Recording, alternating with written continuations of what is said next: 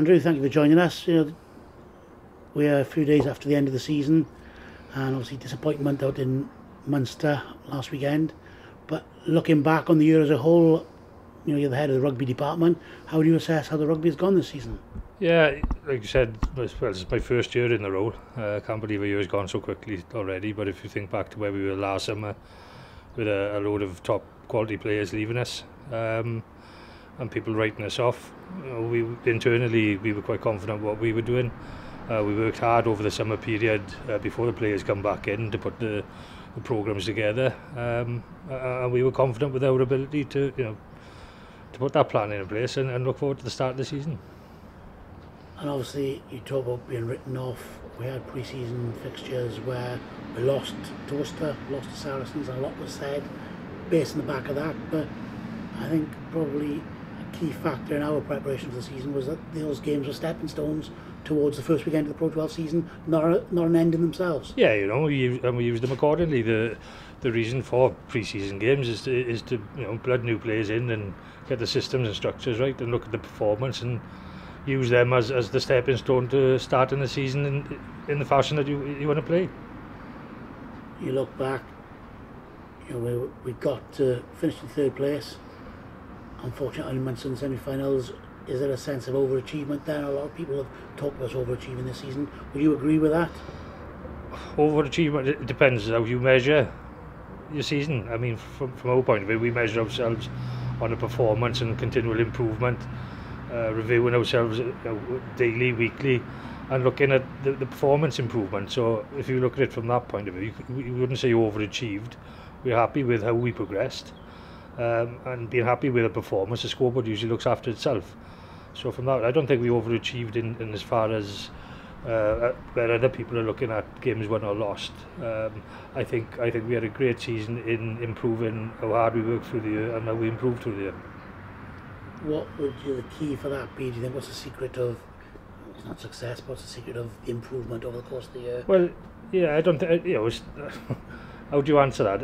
It's not as easy as saying, oh well, rugby performed better, the coaches worked hard, the players worked. I think as a business, the whole, not just the rugby department, but over in the office, commercial, finance, everyone within the business is working and striving to be the best, pursuing excellence.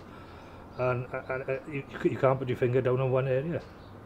I think it's a conversation I had in the office yesterday, actually touching on that.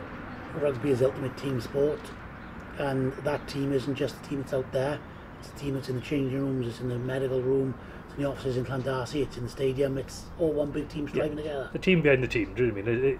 Using like the red arrows as the analogy of the aeroplanes up in the air as the front end of that, but then the team behind putting that up there.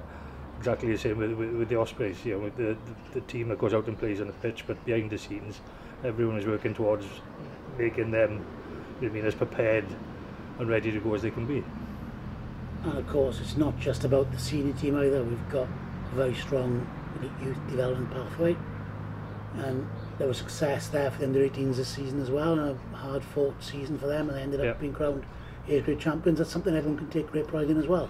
Yeah, and again, if you look at how you measure that campaign, many would have written them off as a group with the first batch of round of fixtures. But as a group, they knew what they were working towards. We run the programme a little different here, where our players go out and play at the colleges or schools, whatever level they play at that, and come together with very little preparation. So a poor start in everyone else's eyes, we knew what we were working towards, and they proved that again in performance by winning the under-18s regional championship. Really replicating what Steve Tandy and his coaching team are doing, focusing on performance, not results. Yeah, exactly that. And on that level, it's about the development end of things. Is about basics and reinforcing basics and making sure everything's right, the building blocks to make them to go on to be senior players. Not about overall team performance as far as trying to win the game. It's the longer view on trying to make them players ready to be senior professional players. Put in last season, or still this season, but put in where we are 2014-15 to one side and look into 2015-16. You've got a good contingent going out to Italy now this week with the Welsh under-20s.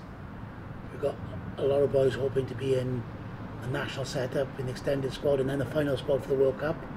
So it's pretty good for the Ospreys again to be seen to be producing this Welsh talent. Yeah, it's great for us. You know, that ultimately, in the pyramid structure, that's what we feed, and to be having so many players at representative level is fantastic for us, and is a reflection on how hard we work. As far as the summer goes, you know, yes, the players who have earned that right to go away are away, but we need to work hard with the current group who are going to be with us this summer and plan the pre-season and then into the season in the same way. And you talk about that, looking from where we are now, we've already looked to where we've come from 12 months ago. Looking from where we are now, looking ahead, what do you see the next 12 months for Ospreys Rugby, particularly bearing in mind that there will be a sizable contingent away in September, October, maybe into November, so it's quite a challenging time for what is still a young, small group.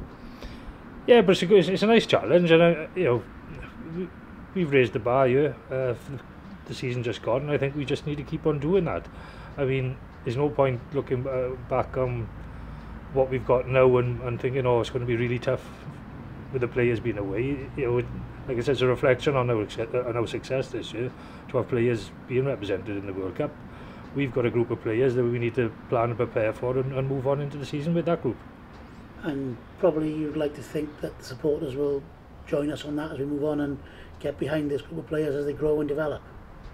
No doubt, and I think this year, you know, you could see that with the increase in support and the way the support has been and the social media and everything, the good feel-good factor that we've all taken from this year, and I'm sure that will continue into next season.